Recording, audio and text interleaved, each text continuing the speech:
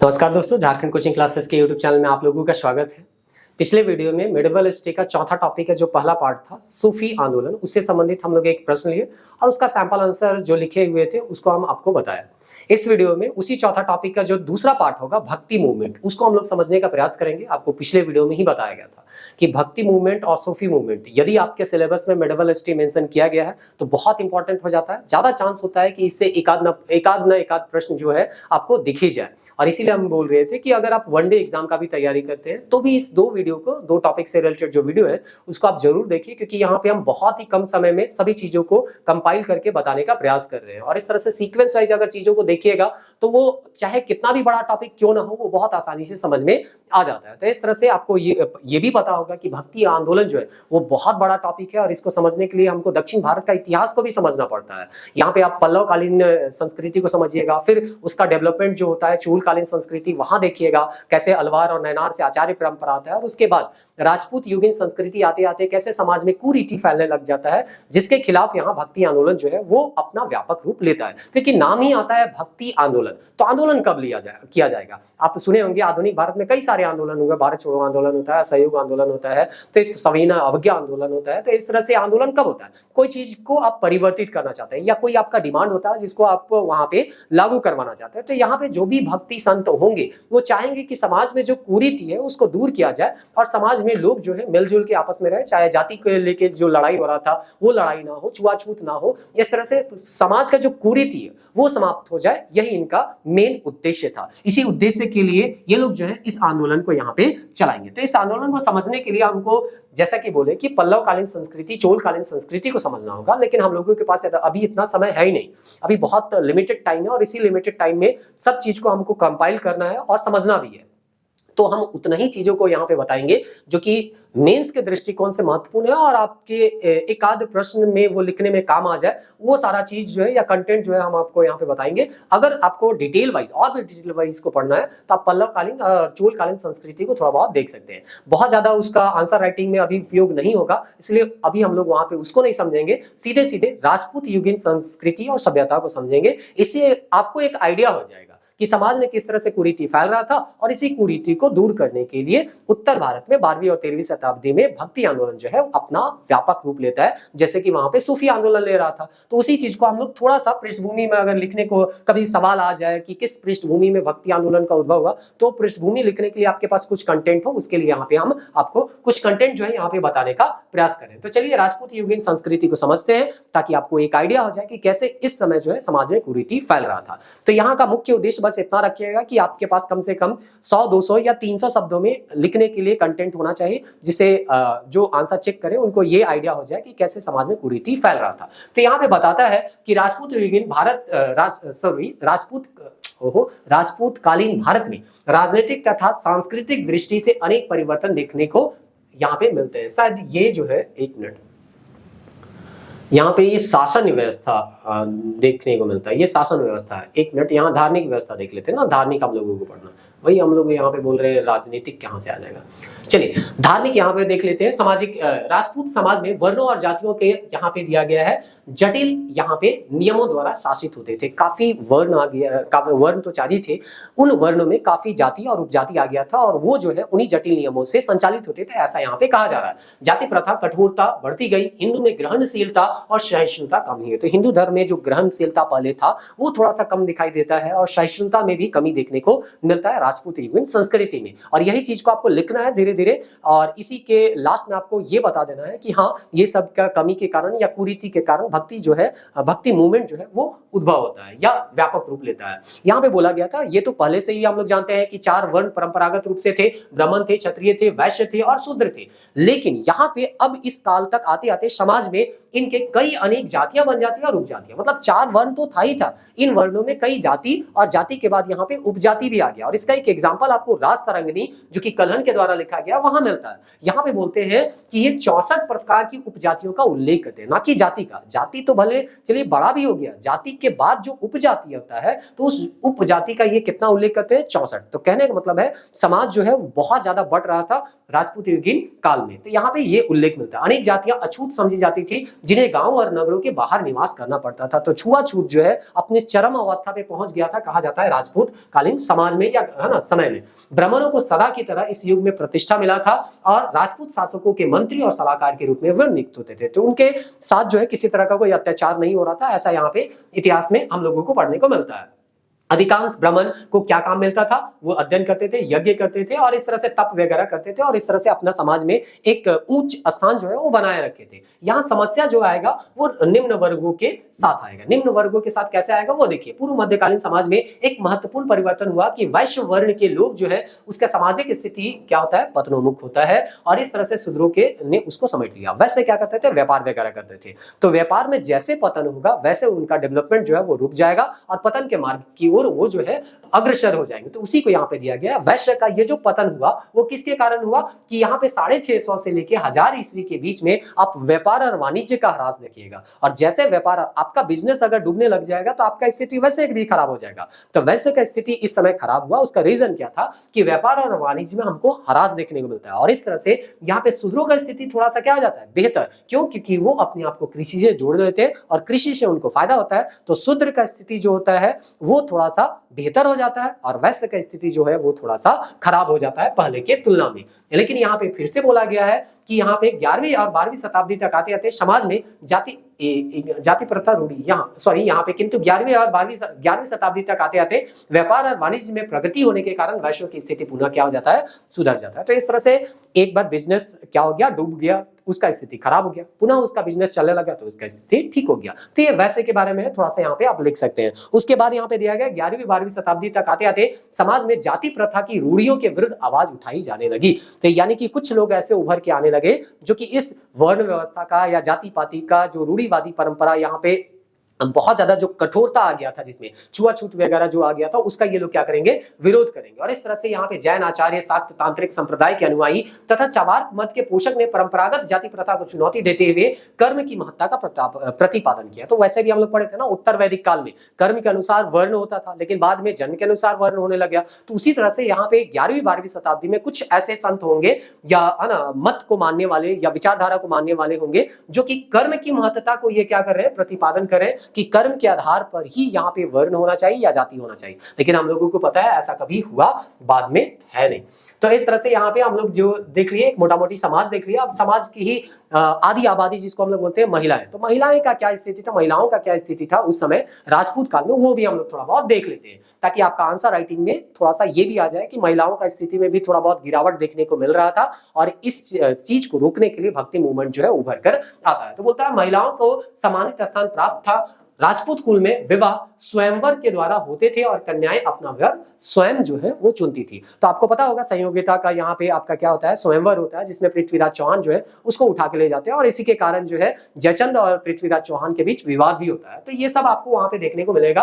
तो इस तरह से जो उच्च कुल की या राजपूत कुल की या घराने की जो महिलाएं होती थी उनको अपना वर चुनने का अधिकार था। तो हम कह सकते हैं कि कुछ महिलाओं को बेहतर स्थिति मिला हुआ था या बेहतर स्थिति प्राप्त था।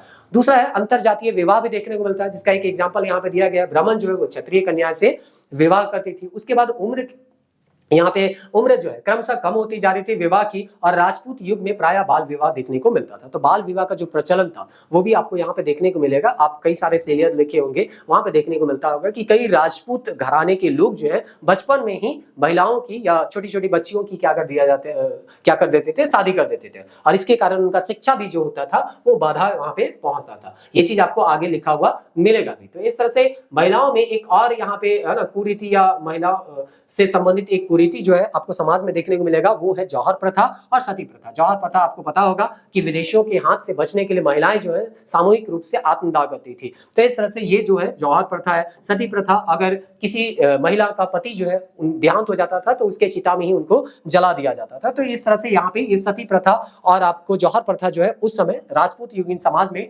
देखने को मिलेगा। समाज में की उच्च वर्ग की महिलाओं में पर्दा प्रथा का जो प्रचार है वो भी देखने को मिलेगा। विधवाओं के साथ को घृणा की दृष्टि से देखा जाता था, उनका दर्शन अशुभ माना जाने लगा था, उनके सिर बाल कटवा दिया जाता था। तो इस तरह से कहीं कहीं बेहतर स्थिति महिलाओं को देखने को मिलता है, कहीं कहीं बहुत ही खराब स्थिति देखने को मिलता है। तो जहां पे भी खराब स्थिति देखने को मिल रहा है वहां पे आंदोलन चलेगा और इनकी स्थिति को सुधारने का प्रयास किया जाएगा।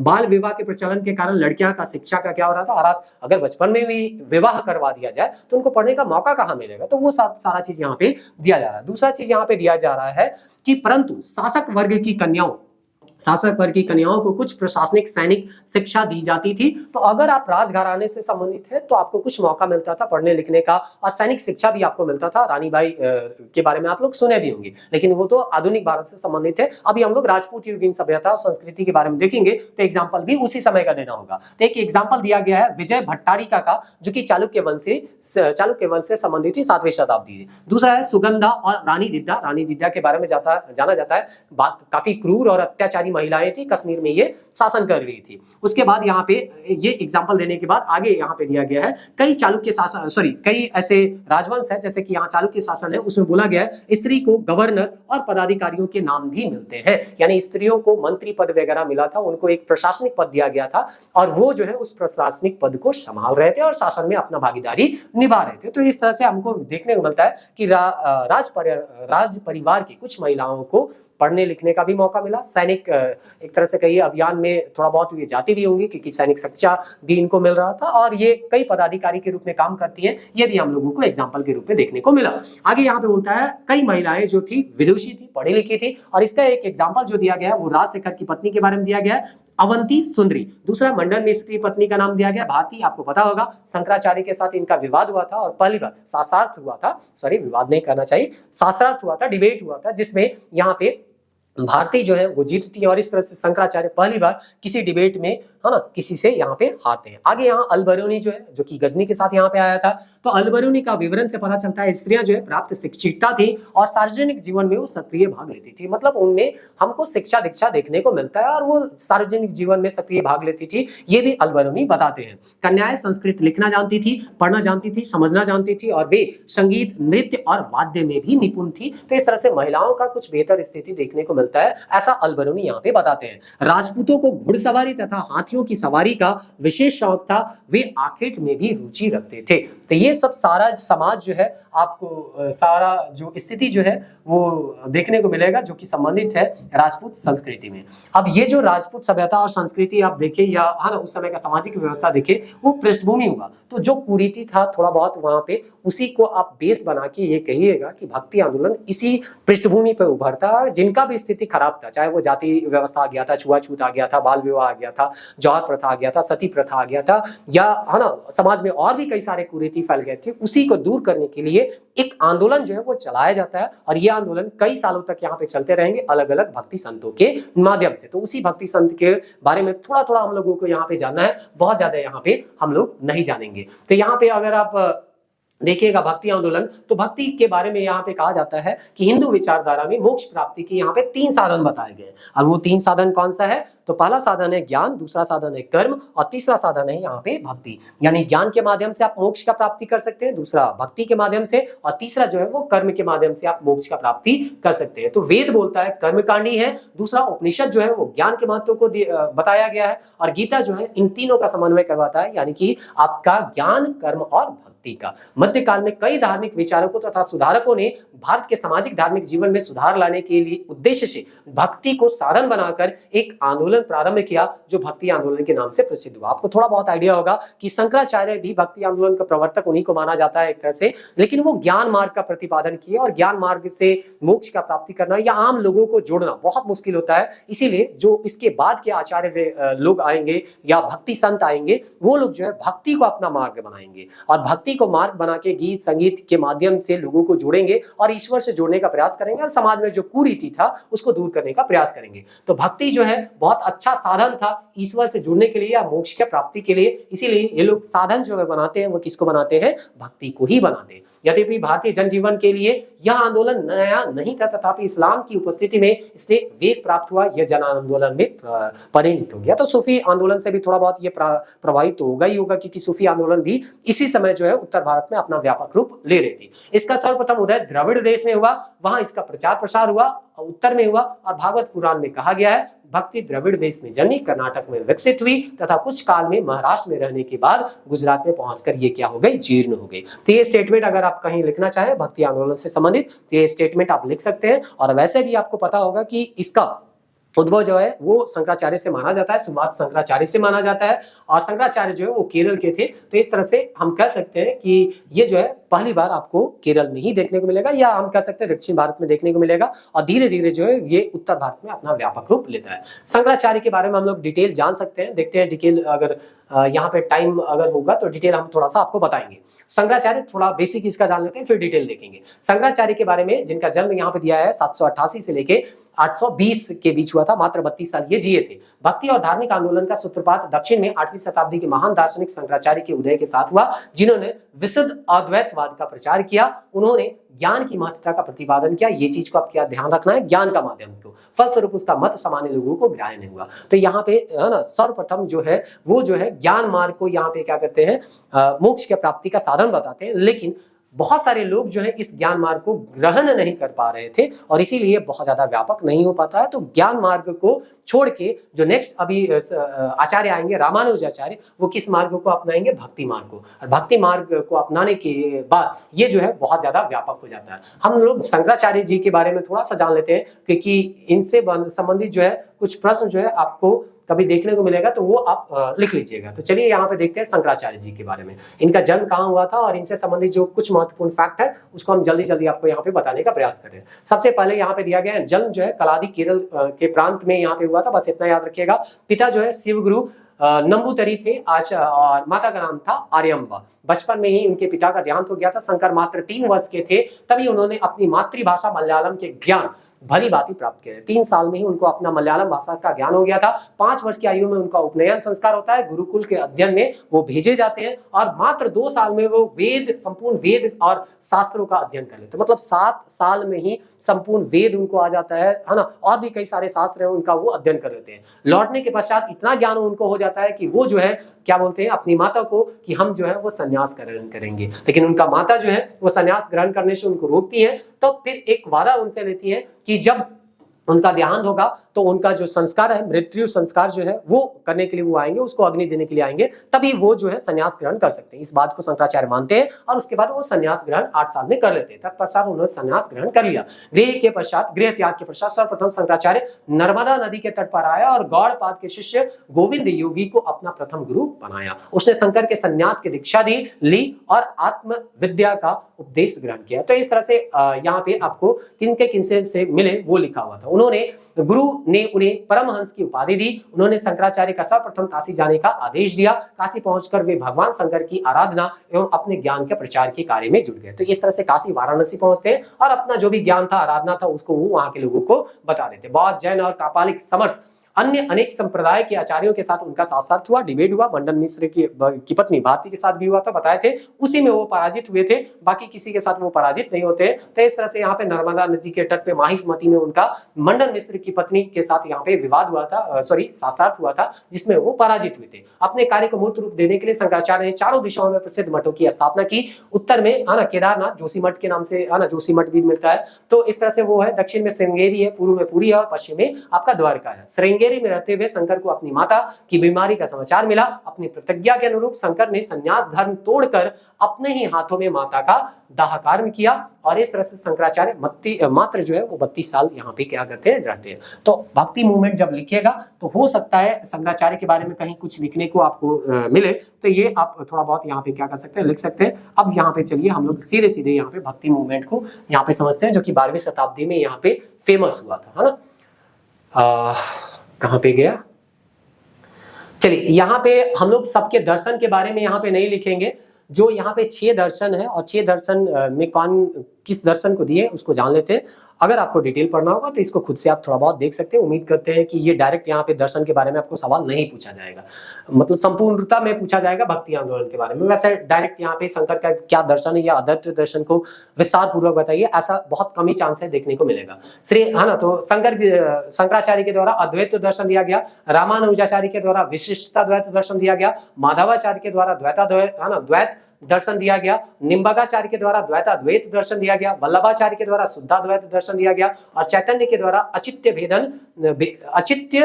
अचित्यन भेदाभेद दर्शन दिया गया। तो इस तरह से कौन कौन से दर्शन को दिए इसको आप थोड़ा बहुत याद कर लीजिएगा। इतना अभी समय नहीं है कि सबके दर्शन को हम लोग डिटेल वाइज देखें और उम्मीद करते हैं कि इस तरह से प्रश्न भी आपको देखने को नहीं मिलेंगे। तो हम लोग सीधे यहाँ पे जो भक्ति संत हुए 12वीं 13वीं शताब्दी 14वीं 15वीं शताब्दी में, उन सभी संतों को एक एक करके देखते हैं कि कहाँ इनका प्रभाव क्षेत्र था और ये किस तरह से समाज में जो कुरीति है उसको दूर करने का प्रयास कर रहे थे। चलिए, तो पहला नाम आता है रामानंद जी का। ये रामानंद सागर नहीं है, है ना। तो रामानंद जी का यहाँ पे आता है। रामानंद के बारे में देखिए, जन्म के बारे में जो शुरुआती भक्ति संत हैं उनके बारे में थोड़ा बताना बहुत मुश्किल होता है, किताब में स्पष्ट मिलता भी नहीं है, इसीलिए हम लोग ज्यादा जो है वो जन्म में यहाँ पे कहाँ कब जन्म हुआ उसमें हम लोग नहीं जाएंगे। अगर मिल जाएगा स्पष्ट तो याद करेंगे और नहीं तो छोड़ देंगे। तो लगभग 1300 से 1388 लगभग है, इसको रटना नहीं है आपको, है ना। भारत में भक्ति आंदोलन के प्रथम प्रवर्तक हम कह सकते हैं उत्तर भारत के, दक्षिण भारत में तो शंकराचार्य का नाम आता है। तो उत्तर भारत के प्रथम प्रवर्तक के नाम के तौर पर जानते हैं हम लोग किनको, रामानंद को। ये कान्य कुब्ज ब्राह्मण परिवार से यहाँ पे इनका जन्म जो है वो हुआ था। प्रयाग यहाँ पे बोलता है, प्रयाग तथा वाराणसी में उन्होंने शिक्षा प्राप्त की। श्री संप्रदाय के महान संत राघवानंद के साथ हुए रहे तथा उनको अपना गुरु भी बनाए, लेकिन बाद में उनके साथ क्या हो जाएगा, मतभेद हो जाएगा और इस तरह से वो जो है वहां से निकल पड़ते हैं। उन्होंने अपने जीवन का अधिकांश समय विभिन्न स्थानों में यात्रा करके व्यतीत किया। रामानुज के समान ही रामानंद भी सगुण ईश्वर में विश्वास करते थे।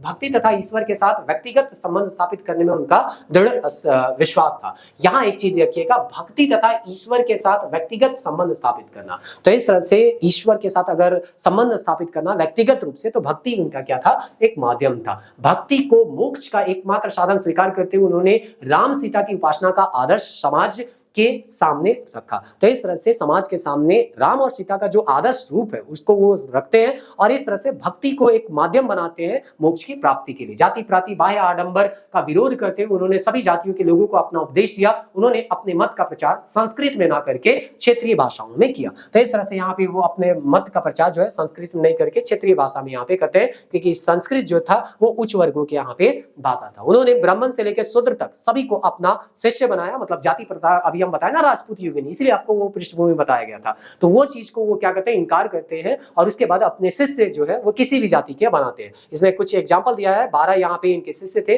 जिसमें 2-3 शिष्य जो है कम से कम आप एग्जांपल के तौर पे आप याद कर सकते हैं, लिख सकते हैं। जैसे कबीर जो है जुलाहा जाति के थे, रैदास चमार से थे और सेना जो है वो नाई ठाकुर समाज से यहाँ पे थे। विभिन्न जाति के लोगों को अपना शिष्य बनाकर उन्होंने समाज में भाईचारे की भावना दी। तो इस तरह से यहाँ पे कहा गया ना कि राजपूत युग में जो वर्ण में जाति उपजाति आ गया था, छुआछूत आ गया था, इस सब को दूर करने का ही तो ये लोग प्रयास करेंगे और अपने आंदोलन को व्यापक रूप देने के लिए ये लोग क्या करेंगे, या है ना, लोगों को जो कि अलग अलग वर्ण से संबंधित है, अलग अलग जाति से संबंधित है, उनको अपना शिष्य बनाएंगे और उनको शिक्षा देंगे और इस तरह से समाज में एक मैसेज जाएगा कि अलग अलग वर्णों को यहाँ पे ये शिक्षा दे रहे हैं और वो शिक्षा ग्रहण करके फिर से पुनः समाज के अलग अलग हिस्सों में फिर से वो क्या करेंगे, शिक्षा को अपने शिक्षा को व्यापक रूप देंगे। जैसे कि यहाँ पे अभी आप देखिए कि कबीर है, कबीर जो है वो फेमस हो जाते हैं, रैदास जो है वो भी बहुत फेमस हो जाते हैं, सेना का नाम तो बहुत ज्यादा यहाँ पे मिलता नहीं है। तो यहाँ पे उन्होंने उनके विचारों से प्रभावित होकर कई व्यक्ति जिन्होंने पहले हिंदू धर्म त्याग कर इस्लाम स्वीकार कर लिया था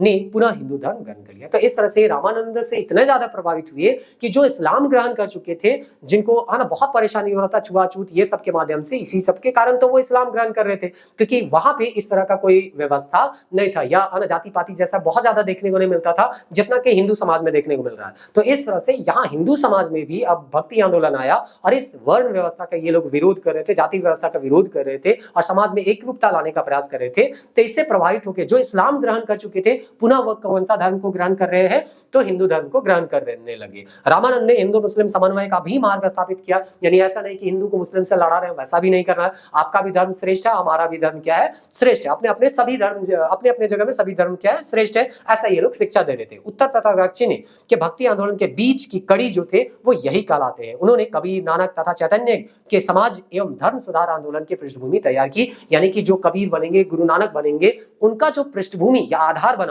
वो यही रामानंद जी का शिक्षा बना। तो इस तरह से यहाँ पे उनके एक प्रमुख शिष्य में से नाम आता है कबीर। तो कबीर के बारे में देखिए यहाँ पे लिखा भी हुआ है, बुरा जो देखकर मैं चला, बुरा ना मिलिया कोई, जोकर देखा आप ना, मुझसे बुरा ना कोई। ये सब अब देखिए मेंस में कितना लिखने को मिलेगा, वो तो पता नहीं, लेकिन थोड़ा सा बेसिक जान लीजिए। हो सकता है कहाँ पे कौन सा चीज आपको सहायता कर दे, ये कोई नहीं जानता है। तो इसके बारे में थोड़ा थोड़ा हम लोग एक करके भक्ति संत के बारे में जानते हैं। पहला दिया गया है, कबीर का नाम हिंदू तथा मुसलमान में समान के रूप में लोकप्रिय, मतलब जितना वो हिंदू में लोकप्रिय है उतना ही वो मुसलमानों में भी लोकप्रिय है। उनका प्रारंभिक जीवन अंधकारपूर्ण है, ज्यादा पता चलता नहीं है। बोलता उनका जन्म किसी विधवा ब्राह्मणी के गर्भ से वाराणसी के समीप हुआ था। पालन पोषण एक जुलाहा दंपति नीरू और नीमा के यहाँ पे हुआ था। उन्होंने बालक का नाम था कबीर, और यह अरबी भाषा का शब्द है जिसका अर्थ होता है महान। तो इस तरह से उनको महान समझा गया, और जैसा कि नाम रखा गया वो समाज में अपनी महानता को यहाँ पे दिखाएगी। दूसरा यहाँ पे एनसीईआरटी वगैरह सब में आप देखिएगा, जो कि अभी इतना तो समय है नहीं, कहा जाता है इनके कई सारे उपदेश जो है उनको गुरु ग्रंथ साहिब में यहाँ पे जगह दिया है। आपको पता होगा आदि ग्रंथ के रूप में यहाँ पे संकलित किया गया था पांचवें गुरु अर्जुन देव के द्वारा, तो उनके यहाँ पे है ना संग्रहित किया गया। दूसरा एक बीजक नाम का किताब है, तो बीजक में भी कबीर के जो दोहे हैं वो संग्रहित किए गए। तो ये 2-3 है ना किताब है जहाँ पे इनके बारे में या इनके द्वारा जो कहा गया वो सारा जो कथन है वहां पे या गीत है वो जो है आपको देखने को मिलेगा। इस प्रकार कबीर के व्यक्तित्व में हिंदू और मुसलमान दोनों के संस्कारों का मिश्रण था। वे न तो अपने को हिंदू मानते थे और ना ही मुसलमान। तो इस तरह से धार्मिक रूप से सहिष्णुता का एक उदाहरण देने का ये प्रयास कर रहे थे कि हमको हिंदू मुसलमान नाम लेके यहाँ पे लड़ना नहीं है, अपितु इन दोनों से परे अपने को उन्होंने योगी कहा। उनकी शिक्षा दीक्षा किसी संस्था या गुरु के पास यहाँ पे नहीं होनी। उन्होंने व्यापक रूप से भ्रमण किया और लोगों के साथ सत्संग किया। इस प्रकार उन्हें गहरा अनुभव प्राप्त हुआ। तो इनको किताबों का है ना जानकारी भले ना था, लेकिन समाज में क्या है ना चल रहा उसे ये पूरी तरह से अवगत थे, और एक तरह से कह सकते हैं ना रियल अनुभव, समाज का वास्तविक जो ज्ञान था वो इनको था। उन्होंने हिंदू तथा मुसलमान दोनों के बीच भेदभाव समाप्त करने के लिए दोनों ही धर्मों की कुरीतियों और बाह्य आडंबरों का जमकर विरोध किया। तो जितना ही विरोध ये हिंदू धर्म का करते हैं उतना ही विरोध ये जो है मुसलमानों का करते हैं, और इस तरह से दोनों को बताने का प्रयास करते हैं कि हम लोगों के धर्म में जो भी कुरीति आ गया है इनको छोड़ना पड़ेगा, चाहे वो हिंदू धर्म में हो चाहे वो इस्लाम धर्म में हो। निराकार ईश्वर में विश्वास करते थे, उन्होंने वेद और कुरान की प्रामाणिकता को भी चुनौती दी। तो इस तरह से वेद कुरान को चुनौती देते हुए वो निराकार ईश्वर को मानते थे। आपका जो भी इनका विशेषता उनको लिखते जाना है। ब्राह्मणों और मुसलमानों को जन्मगत श्रेष्ठता उन्हें मान्य नहीं थी, कि ब्राह्मण जो है जन्म से ही श्रेष्ठ थे, वो ऐसा मानते नहीं थे। या इस्लाम में भी अगर इस तरह से है तो उसको भी वो नहीं मानते थे। उन्होंने कर्म की प्रधानता स्वीकार करते हुए धर्म मौलिक एकता पर बल दिया। तो जैसे हम लोग राजपूत युगीन में बता रहे थे ना, कई सारे यहाँ पे संत आएंगे जो कि कर्म का क्या करेंगे, प्रधानता को बताने का प्रयास करेंगे। मूर्ति पूजा, मंदिर मस्जिद तीर्थ व्रत आदि की उन्होंने कड़ी निंदा करते हुए त्याज माना, कि हमको मूर्ति पूजा नहीं करना, मंदिर मस्जिद में हमको नहीं जाना है, या तीर्थ वगैरह करेंगे तभी हमको मोक्ष का प्राप्ति होगा या ईश्वर का प्राप्ति होगा। ऐसा यहाँ पे है ना इसका जो सोच रखते थे उनको ये क्या कहते थे, गलत मानते थे या उनका विरोध करते थे। इसीलिए बोलता है कई सारे इनके दोहे, जैसे एक एग्जाम्पल है, पहाड़ पूजे हरि मिले तो मैं पूजू पहाड़, ताते तो चकिया भली पीस खाए संसार। तो ये अगर यहाँ पे बोलता है पत्थर को पूजने से अगर हमको क्या मिलेंगे, भगवान मिलेंगे, तो मैं किसको पूजूंगा, पहाड़ से, क्योंकि उससे हमको क्या मिलता है, पहाड़ से तोड़ के क्या मिलता है, चकिया मिलता है, और इसी चक्की से यहाँ पे हमको है ना क्या होगा, पीस के मिलेगा। तो ये सब आप एक आध दो कोटेशन अगर लिखना चाहे अपने आंसर राइटिंग में भक्ति आंदोलन के संदर्भ में तो लिख सकते हैं, एक आध दो गो जो भी आपको याद करना होगा, जो भी आसान आपको मिलता है वो याद कर लीजिएगा। उनका कहना है कि राम रहीम कृष्ण करीम मक्का तथा काशी एक ही परमेश्वर की विभिन्न अभिव्यक्तियां हैं। कबीर अपने समय के महानतम समाज सुधारक थे। उन्होंने मानव मात्र की समानता पर बल दिया तथा जाति पाति और ऊंच नीच का वो घोर विरोधी थे। बाल विवाह का भी वो क्या करेंगे, सती प्रथा, प्रदा प्रथा का वो विरोध करेंगे। आजीवन गृहस्थ जीवन व्यतीत कर कबीर ने श्रम की महत्ता का प्रतिपादन किया। तो ये जो है गृहस्थ जीवन जीते हैं, श्रम की महत्ता का पालन करते हैं। पत्नी का नाम लोई और पुत्र का नाम कमाल मिलता है। ये थोड़ा अस्पष्ट है, किताब में कहीं मिलता है, कहीं पे है ना इसका स्पष्ट जानकारी नहीं मिलता है। तो हम जो भी किताब से लिख रहे थे वहां पे दिया हुआ था तो हम इसको लिख दिए। धन संचय को वो वैभव के विरोधी मानते थे। उन्होंने उपदेश दिया कि परिश्रम से उतना ही धन अर्जित करना चाहिए जितना उसके उपयोग के लिए आवश्यक। उन्होंने ईश्वर की मनुष्य से यह मांग की, साईं इतना दीजिए जाने कुटुंब समय, मैं भी भूखा ना रहूं, साधु भी भूखा ना जाए। तो इस तरह से आपको थोड़ा बहुत इसके बारे में लिख देना। उम्मीद करते हैं इतना आप तो लिख ही पाइएगा कबीर के बारे में। और एक्चुअली ऐसा भी नहीं आएगा कि केवल आपको भक्ति आंदोलन के संदर्भ में कबीर के बारे में आप 40 नंबर में लिखने का आएगा। उम्मीद करते हैं ऐसा प्रश्न आपको देखने को नहीं मिलेगा कि 40 नंबर में ये पूछे कि कबीर कैसे भक्ति आंदोलन को प्रभावित किए और कबीर का क्या योगदान है। ये थोड़ा सा ज्यादा ही हो जाएगा, मतलब एक व्यक्ति के बारे में केवल नहीं पूछा जाएगा, क्योंकि भक्ति आंदोलन में कई सारे यहाँ पे भक्ति संत थे। तो उम्मीद करते हैं अगर 40 नंबर में पूछा जाएगा तो बाकी संतों के बारे में भी आपको पूछा जाएगा। चलिए अब यहाँ पे रैदास के बारे में देखते हैं। रविदास या रैदास भी इनका नाम मिलता है, ठीक ना। तो स्पेलिंग में थोड़ा सा यहाँ पे है ना आपको डिफरेंस कहीं कहीं मिलता है। इन्होंने काशी में रहकर अपने उपदेश दिए।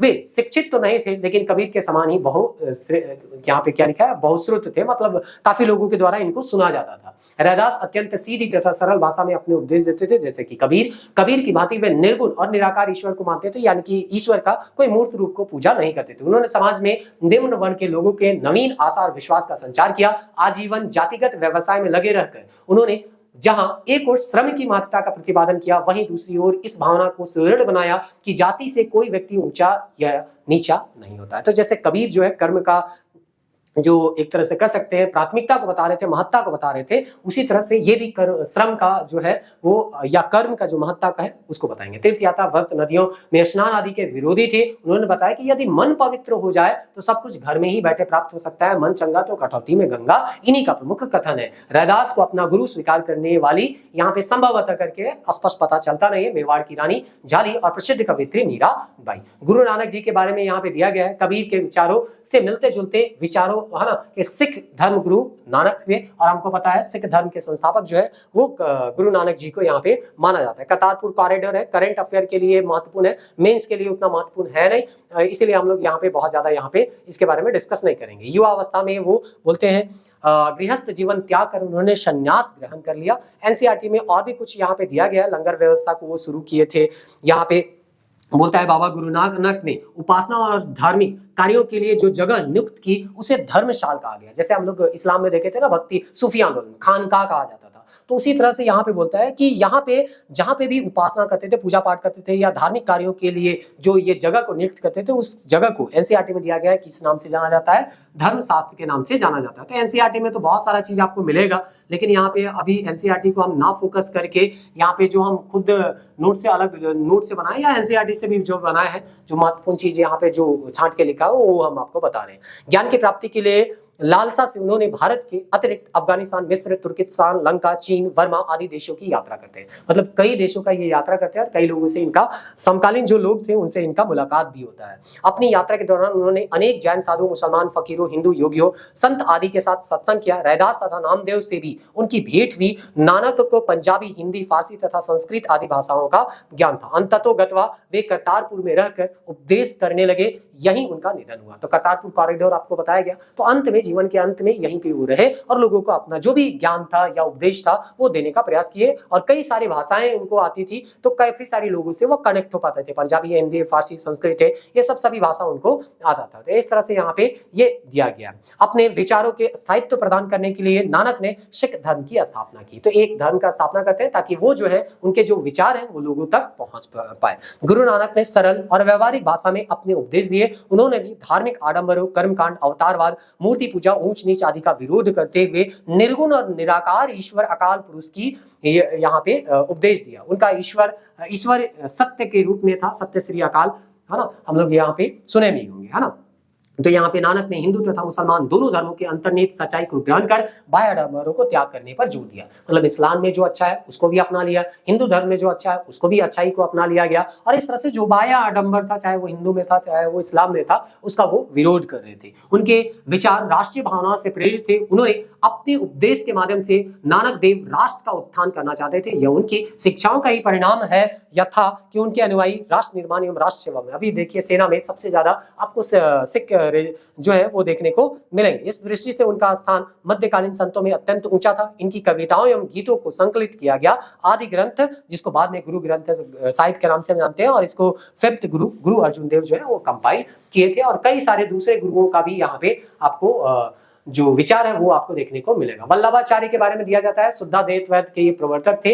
वल्लभाचार्य कृष्ण के उपासक थे और उन्होंने कृष्ण भक्ति की शाखा का प्रतिपादन किया। इसके अनुसार मोक्ष के 3 साधन थे, कर्म, ज्ञान और भक्ति। मतलब तीनों को ये है ना बताए थे, तीनों के समन्वय से ही मोक्ष का प्राप्ति होगा। भक्ति साधना पर विशेष बल दिया गया और पुष्टि मार्ग की स्थापना की गई कि पोषक जो है वो हमारे ईश्वर है और हम जो है उसके पोष्य हैं, यानी ईश्वर ही हमको यहाँ पे चला रहे हैं। सुबोधनी इनकी प्रति रचना थी, और इसी तरह से और भी है, मेंस के दृष्टिकोण से इतना इंपॉर्टेंट है नहीं, इसलिए छोड़ देते हैं। सूरदास आपको पता होगा कृष्ण के बहुत बड़े भक्त यहाँ पे हुए, और सूरदास के द्वारा ही यहाँ पे कई सारे रचना यहाँ पे किया गया, जिसमें यहाँ पे कुछ रचना जो है वो आपको यहाँ पे दिया गया है। सुर सागर, सुर है ना, सारवली और साहित्य लहरी करके यहाँ पे दिया है। गुरु ग्रंथ साहिब में भी इनके भजन को स्थान दिया गया है, ऐसा यहाँ पे देखने को मिलता है। चैतन्य महाप्रभु बंगाल में ये जन्मे थे और जो कीर्तन प्रथा है एक तरह से कह सकते हैं उसको ये फेमस करने वाले थे। तो चलिए देख लेते हैं। इनका बचपन का नाम जो है वो निमाई मिलता है, निमाई पंडित के नाम से इनको जानते थे। शिक्षा दीक्षा इनको आचार्य सुदर्शन से मिला था। शीघ्र ही वे व्याकरण, स्मृति और न्याय दर्शन में प्रवीण हो गए। चैतन्य को शिक्षा प्राप्त करने के बाद विद्यासागर की उपाधि दी। तो निमाई जो थे, बाद में चैतन्य का भी उपाधि मिलेगा, तो निमाई को पहला जो उपाधि मिलता है वो कौन सा मिलता है? विद्यासागर का। बाद में इसको चैतन्य का भी उपाधि मिलता है और इस तरह से इसको मुख्य रूप से हम चैतन्य महाप्रभु के नाम से ही जानते हैं, जो उनका उपाधि था। तो लक्ष्मी नामक कन्या के साथ उनका विवाह हुआ। बाद में विष्णुप्रिया नामक कन्या से दूसरा उनका विवाह होता है। जीवन निर्वाह के लिए उन्होंने एक पाठशाला खोलकर शिक्षा देने का कार्य प्रारंभ किया। लोग उन्हें निमाई पंडित के नाम से भी क्या करते थे? जानते थे। उनके पिता की मृत्यु हो गई। इसके बाद उनके मन में वैराग्य उत्पन्न हो गया। 20 वर्ष की आयु में वे सन्यासी हो गए और इस तरह से सन्यास ग्रहण करने के बाद उनको चैतन्य के नाम से जाना गया। तो इस तरह से यहाँ चैतन्य महाप्रभु के बारे में बेसिक इन्फॉर्मेशन जो था वो हम आपको बताया। और भी कुछ इन्फॉर्मेशन है, चलिए उसको भी जान लेते हैं। तो सबसे पहले यहाँ पे दिया गया है कि यहाँ पे वल्लभाचार्य के समान चैतन्य ने कृष्ण को अपना आराध्य बनाया और उन्हीं की भक्ति का प्रचार प्रसार किया। बंगाल के भक्ति आंदोलन के प्रवर्तक चैतन्य थे। शगुन भक्ति मार्ग का अनुसरण किए। कृष्ण सगुन है, कृष्ण का रूप ले रहे हैं तो सगुन है। नादिया, जो कि हम जानते हैं बंगाल में वहां पे बख्तियार खिलजी का कब्जा भी हुआ था, है ना, लक्ष्मण सिंह शासन कर रहे थे। तो नादिया आकर उन्होंने कीर्तन जुलूसों का आयोजन किया तथा गलियों में घूम घूम कर कृष्ण लीलाओं का कीर्तन किया। तो अभी भी कीर्तन झारखंड प्रथा में देखिए, झारखंड में कीर्तन व्यवस्था वो जो है इन्हीं का देन है। झारखंड में भी ये आए थे। शीघ्र ही उनकी लोकप्रियता बढ़ गई तथा उनके अनुयायियों की संख्या अधिक हो गई। चैतन्य ने पंडारपुर, सोमनाथ, द्वारिका, वृंदावन और मथुरा जैसे तीर्थस्थलों का भ्रमण किया। आपको पता होगा झारखंड से ये जब गुजर रहे थे तो मथुरा जाने के लिए ही गुजर रहे थे। पुरी को अपना निवास स्थान बना लिया। अंततः चैतन्य मानवतावादी थे और वे सभी मनुष्यों को एक समान मानते थे। जाति पाति, कर्म कांड, छुआछूत, ब्राह्मणों की श्रेष्ठता आदि के वे क्या थे? विरोधी थे। उन्होंने प्रेम, समानता, भातृत्व का प्रचार किया। चैतन्य हिंदू मुस्लिम एकता के समर्थक थे। उन्होंने दोनों धर्मों के लोगों को अपना शिष्य बनाया। कबीर तथा नानक के समान चैतन्य ने भी समन्वयवादी दृष्टिकोण अपनाया तथा बंगाल में सांप्रदायिक सामंजस्य स्थापित करने का प्रयास किया। तो समाज के तात्कालीन जो कुरीति थी उस पर ये लोग ध्यान देते हैं और काम करते हैं। उनकी शिक्षाओं का उद्देश्य पीड़ित जन समूहों के कष्टों को दूर करके उनके जीवों को सुखी बनाना था। उन्होंने बंगाल में सुल्तान अलाउद्दीन हुसैन शाह के शासनकाल में, उड़ीसा में गजपति शासकों के शासनकाल में वैष्णव धर्म का प्रचार किया। प्रताप गजपति उनके शिष्य थे। पूरी उड़ीसा में उनका निधन हो गया क्योंकि अंतिम जो है वो पूरी में ही वो क्या करते रहते हैं। गोस्वामी तुलसीदास, इसके बारे में तो कौन नहीं जानते, रामचरितमानस का ये रचना किए थे अवधी भाषा में। और भी कई इनका, है ना, यहाँ पे आपको देखने को मिलेगा। तुलसी घाट जो है गंगा रिवर में, यहाँ वाराणसी में आपको देखने को मिलेगा। आपका विनय पत्रिका है, गीतावली है, दोहावली है, साहित्य रत्न है, हनुमान चालीसा है, विग्रह संधि पानी है, फिर जानकी मंगल है, फिर पार्वती मंगल है। इस तरह से ये आपको देखने को मिलेगा। अब चलिए यहाँ पे नेक्स्ट भक्ति संत जो है मीराबाई, उनके बारे में देख लेते हैं। मीराबाई का जन्म जो है 1498 में हुआ था। कहाँ पे हुआ था? तो मारवाड़ राजस्थान में हुआ था। राणा रतन सिंह की ये बेटी थी जो कि मेड़ता की थी। इनका विवाह जो हुआ था भोजराज सिंह सिसोदिया से हुआ था। और भोजराज सिंह सिसोदिया जो थे वो किसके बेटे थे? तो राणा शांगा से, वही खानवा का युद्ध वाला बाबर के साथ जिनका हुआ था। कृष्ण की महान उपासक थे। उन्होंने अपने गीतों के माध्यम से राजस्थान में उसकी भक्ति का प्रचार प्रसार किया। तो राजस्थान में भी क्या, आगे उनके बोलते हैं कि इनके गीत जो है वो ब्रज भाषा में, फिर राजस्थानी में और गुजराती में आपको देखने को मिलते हैं। उसके बाद इनके कुछ रचनाओं को देख लेते हैं जो कि आपको लिखने में काम आएगा। पहला है यहाँ पे राग गोविंद, दूसरा है गीत गोविंद, दूसरा है गोविंद टीका, फिर राग सोरठा और मीरा की मल्हार और मीरा पदावली करके यहाँ पे दिया गया है। तो इस तरह से अगर आप चाहें तो एकाध याद कर सकते हैं। थोड़ा सा तो इन लोगों का जो है वो कठिन जटिल होता है, कबीर उबीर के जैसा आपको तुरंत याद नहीं होगा। शंकर देव जो है वो कहा जाता है असम के ये चैतन्य थे। इनका भी जन्म जो है बंगाल में ही होगा, लेकिन ये जो है मथुरा या उत्तर भारत में नहीं आएंगे बल्कि ये पूर्वोत्तर भारत में चले जाएंगे और वैष्णव धर्म का ये प्रचार करेंगे। तो इसीलिए कहा जाता है इनको, है ना, असम का चैतन्य के नाम से जानते हैं। तो बोलते हैं कृष्ण की मूर्ति पूजा करने वाले एकमात्र कृष्ण मार्गी वैष्णव संत थे। उनके द्वारा स्थापित संप्रदाय एक शरण संप्रदाय के रूप में प्रसिद्ध हुआ। उन्होंने सर्वोच्च देवता महिला सहयोगियों को मान्यता प्रदान नहीं की तथा निष्काम भक्ति पर बल दिए। तो इस तरह से यहाँ पे ये आपका दिया गया शंकर देव के बारे में। आगे देते हैं नरसिंह मेहता। ये सब बहुत ज्यादा इंपॉर्टेंट नहीं है मेंस में लिखने के लिए, पता नहीं ये सब आपको कितना काम देगा नहीं देगा, लेकिन फिर भी कुछ टाइम बचा हुआ है तो चलिए इसको देख लेते हैं। बोलता है वे गुजरात के प्रसिद्ध संत थे। उन्होंने राधा और कृष्ण के प्रेम का चित्रण करते हुए गुजराती में गीतों की रचना रचना छन की महात्मा गांधी के द्वारा गीत जो गाए जाते थे, भजन वैष्णव जन तो तेने कहिए, इन्हीं के द्वारा लिखा गया था। और भी देखिए यहाँ पे अगर फॉर एग्जाम्पल में लिखना होगा कौन कौन हुए, तो जगजीवन हुए, सतनामी संप्रदाय के संस्थापक थे, इन्होंने हिंदू मुस्लिम एकता दिया। लाल बेग था, अलख नामी संप्रदाय की स्थापना करते हैं, अनुयायी इसके बीकानेर में थे और मूर्ति पूजा ये नहीं करते थे। लल करके कश्मीर के निवासी थे, शिव के उपासक थे। सहजयान करके, सहजयान बंगाल के एक बौद्ध संप्रदाय था जिसने कालांतर में भक्ति आंदोलन को प्रभावित किया। चंडीदास था, बंगाल में भक्ति आंदोलन के चंडीदास का प्रमुख स्थान है। गीत गोविंद तथा सहजीय सिद्धांतों से प्रभावित थे। उनके अनुसार मोक्ष की प्राप्ति ईश्वर की भक्ति से ही हो सकती है। राधा और कृष्ण उनके देवता थे। तो बस इतना याद रखिएगा, चंडीदास बंगाल से संबंधित थे और यहाँ पे राधा कृष्ण के वो उपासक थे और उनके अनुसार मोक्ष की प्राप्ति ईश्वर की भक्ति से हो सकता था। तो अगर कहीं पे जरूरी पड़ेगा तो इसको आप लिख सकते हैं और नहीं तो इसको बहुत ज्यादा कोई जरूरी नहीं है। फिर यहाँ सुंदर दास करके आता है, दादू की, ये दादू किसी से थे, सुंदर है ना, विशाल विलास नाम की इनकी ग्रंथ भी मिलती है। नाथपंथी बोलता है गोरखनाथ और उनके अनुयायियों, नाथपंथी या नाथ योगी या योगी के नाम से ये जाने जाते थे। यहाँ पे इनके बारे में थोड़ा सा देख लेते हैं। इस काल में अनेक ऐसे धर्म समूह उभरे जिन्होंने साधारण तर्क वितर्क का सहारा लेकर रूढ़िवादी धर्म के कर्मकांड, आडंबर और अन्य बनावटी पहलुओं तथा समाज व्यवस्था की आलोचना की। तो जो भी समाज में कुरीति था, ये लोग उसका क्या कर रहे थे, आलोचना कर रहे थे। कोई भी रूढ़िवादी धर्म, कर्मकांड हो, आडंबर हो, इसका ये आलोचना कर रहे थे। उनमें नाथपंथी, सिद्धाचार और योगी जन उल्लेखनीय है। मतलब ये लोग जो है, चाहे वो नाथपंथी है, सिद्धाचारी या योगी है, ये कर्मकांड का विरोधी करते। उन्होंने संसार के परित्यज्य और संन्यास लेने का समर्थन किया, या संसार को छोड़ दो और संन्यास। आप देखे होंगे योगी हमारे है ना यूपी के थी है, तो उस तरह से ये सुने होंगे कि है ना संसार का परित्याग कर लो और संन्यास कर लो। उन्होंने के विचार में निराकार परम सत्य का चिंतन मनन और उनके साथ एक हो जाने की अनुभूति ही मोक्ष का मार्ग है। इसके लिए उन्होंने योगासन, प्राणायाम और चिंतन मनन जैसी क्रियाओं के माध्यम से मन और शरीर की कठोर प्रशिक्षण देने की आवश्यकता पर बल दिया। ये समूह खास तौर पर नीची कही जाने वाली जातियों में बहुत लोकप्रिय है। उनके द्वारा की गई रूढ़िवादी धर्म की आलोचना ने भक्ति मार्गीय धर्म के लिए आधार तैयार किया, जो आगे चलकर उत्तरी भारत में लोकप्रिय हुआ। तो इस तरह से ये नाम है। फिर एक और नाम यहाँ पे देखने को मिलता है, राधा वल्लभी संप्रदाय। इनके संस्थापक जो है हित हरिवंश थे और राधा का स्थान कृष्ण से ऊपर माना जाता है इनके अनुसार। और इस तरह से यहाँ पे दिया, वृंदावन में राधा वल्लभ मंदिर का इनका निर्माण हुआ। चलिए हरिदास स्वामी के बारे में देखते हैं। वैष्णव संप्रदाय के संस्थापक थे और तानसेन के आध्यात्मिक गुरु थे। महाराष्ट्र के संत के बारे में कुछ एनसीईआरटी में दिया गया, उसको देख लेते हैं और खत्म करते हैं। 13वीं से 17वीं शताब्दी तक महाराष्ट्र में अनेक संत कवि हुए जिनके सरल मराठी भाषा में लिखे गए गीत आज भी जन मन को प्रेरित करते हैं। जैसे उत्तर भारत में तो उसी तरह से महाराष्ट्र में भी है। उन संतों में सबसे महत्वपूर्ण थे ज्ञानेश्वर, नामदेव, एकनाथ और तुकाराम। शक्कुबाई जैसे स्त्रियां तथा चोक मेला का परिवार अस्पृश्य समझी जाने वाली महार जाति का था। भक्ति की यह क्षेत्रीय परंपरा पंढरपुर में विट्ठल विष्णु का एक रूप पर और जनमन के हृदय में विराजमान व्यक्ति देव से संबंधित विचारों पर केंद्रित थी। इन संत कवियों ने कर्मकांड, आडंबर, पवित्रता के ढोंग और जन्म पर आधारित सामाजिक अंतरों आदि का विरोध किया।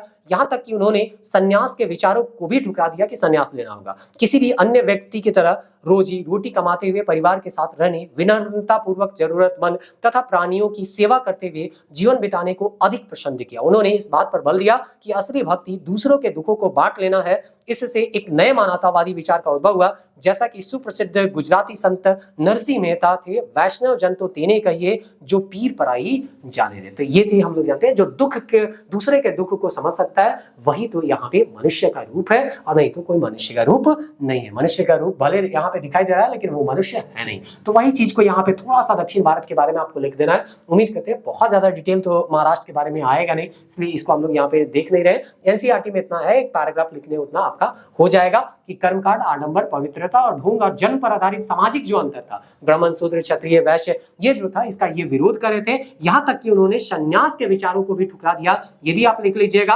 रोजी रोटी कमाते हुए परिवार के साथ रहने और विनम्रता पूर्वक जरूरतमंदों के साथ ही प्राणियों की सेवा करते हुए जीवन बिताने। मतलब आपको काम भी करना है, परिवार के साथ रहना भी है, विनम्रता पूर्वक जरूरतमंद के साथ बात भी करना है, और इस तरह से सभी प्राणी के साथ सेवा भाव रखते हुए यहाँ पे अपना जीवन को बिताइए और अपना जो जीवन है उसको समाप्त कीजिए। तो इस तरह से यहाँ पे यह जीवन को बिताइए। तो यही जो है असली भक्ति है, दूसरों को दुख को क्या करना, बांट लेना। तो ये सबका अपना अपना विशेषता था। इनका दक्षिण भारत में ये विशेषता देखने को आपको मिलेगा।